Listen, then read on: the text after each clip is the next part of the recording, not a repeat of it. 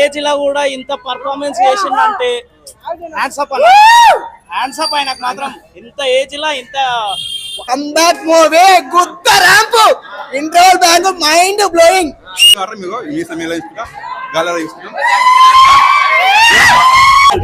ఇలాంటి సినిమా మేము మిస్ అయినామంటే బాధపడతారు అంతే.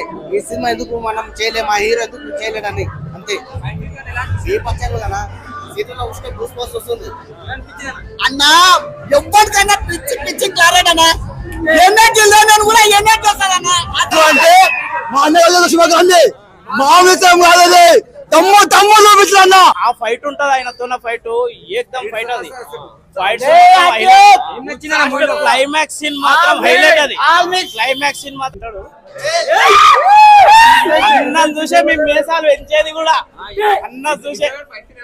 ఇంటర్వెల్ ఫైట్ సీన్ కిరాకు, సాంగ్స్ కూడా మస్తున్నాయి, గూస్ బంప్స్ అబ్బా. అలాగే డైరెక్టర్ చెప్పినట్టుగా ఇంటర్వెల్ తర్వాత ఒక సీన్ ఉంది ఫైట్ సీన్, అది మాత్రం వేరే లెవెల్.